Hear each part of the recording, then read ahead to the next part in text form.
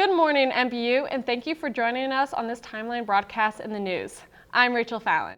And I'm Sarah Broyles. Happy Thursday, friends. Can you believe that next week is already midterms?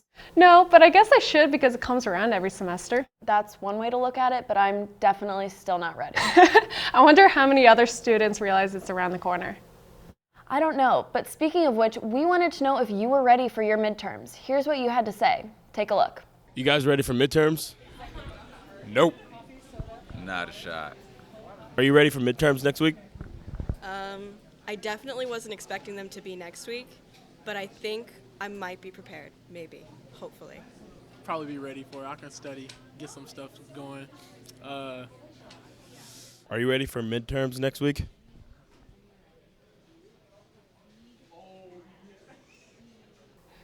Seems like we still have a little more to study, but on other news, tomorrow is Valentine's Day. No one is safe from Cupid's arrow this week. Student Development is hosting an event to celebrate Valentine's Day. This will happen in the cafeteria, and of course there will be door prizes as well as raffle ticket items for those in attendance. So come on out and get in your Valentine's Day spirit from noon to 2, and even write a letter to your sweetheart. February also marks Black History Month. The Association of Black Collegiates has organized several events to celebrate Black History Month here at MBU. Last week, ABC hosted an event in the Perk called Paint It Black and held a movie night this past Tuesday. The organization is off to a great start, specifically with Paint It Black. Paint It Black was an alternative take on regular painting event that featured black canvases combined with neon paint and black lights. The event brought over 60 people together to fill up the Perk for a night of fun, fellowship, and glow-in-the-dark painting. There are still 2 more scheduled events that you can attend in the next couple of weeks. A panel will be hosted on the 20th, and there will be a gala on the 27th. Tickets can be purchased at mobap.edu/ABCMBU. Theater is back in action next week, and it's time for the first play of the year. MBU Theater presents Into the Woods, your favorite fairy tales intertwined into an epic story about wishes, families, and the choices we make. Tickets are on sale now at mbuboxoffice.com and in the Fine Arts Office. General admission is $15 in advance and $18 at the door. Last Wednesday was a great day for MBU athletes. February 5th was National Signing Day, where future Spartans were able to sign their official letter of intent. This was one of the biggest days for coaches here at MBU, where they can add on to the strong foundation that has been built. Recruiting is one of several jobs that coaches tend to, whether it's in season or out of season. Here we have head men's football coach Jason Berniak to talk about the experience on National Signing Day. All right, so recruiting as a head coach is always changing every year because I think there's so many things that go into play when you're recruiting at a private university. You know, we are competing against a lot of other schools out there. Obviously, building a program plays into that. What does our scholarship dollars look like? What needs do we have? So it takes a lot of planning time on the front end. That's something that we spend a lot of time on. In regards to this year's recruiting, we didn't sign as many guys on signing day as what we have in the past, but some of that was by design, just trying to make sure that we meet our needs, stay within our scholarship budget right now, and then we'll start filling in roster spots after that. But we did get several guys that I'm really excited about. We've filled some needs on the offensive line that are needed to give us depth and give us some guys who can come in and compete. And then, we're still looking for a couple pieces here and there, but we had to fill that offensive line and wide receiver position. I think we did that on signing day. Thanks, Coach B. Now let's ask some current Spartans about the moment they chose MBU. So my signing day was pretty memorable because it was one of my lifelong goals to play college football. So it was a big relief to finally sign. I had my family there, my coaches there. It was just a very memorable day. On my signing day, it was just a big stress reliever because I found out what college I was going to and picked the right college for me.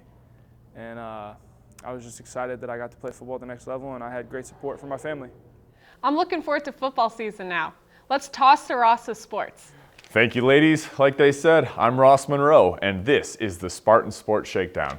Let's jump right into some basketball highlights. All right here we see number 11, Armani, who dishes it over to Bettis, and Bettis bobs and weaves his way through for a nice 2-point layup. Up to the top here to James McKelvin, who sees Brandon Hardy open for a corner three. The Spartans went on to lose this game 83-88, but the women's basketball team had a little bit more success. We saw a great win this past weekend, including a W for the women's basketball team. Like I said, they beat Harris Stowe 83-76 in a nail-biter. They look to increase their win streak to 5 in a row tonight when they take on Columbia College. The men's tennis team had their season opener this past week, and they were at home against UMSL. Patrick Shimchak and Rodrigo Rades won their doubles match during the event, giving Mobap some much-needed points. Their next match is March 12th down in Tennessee. Switching over to esports, the League of Legends guys punched their ticket into the playoffs and also increased their winning streak to 9 games. They look to continue their success in their upcoming events.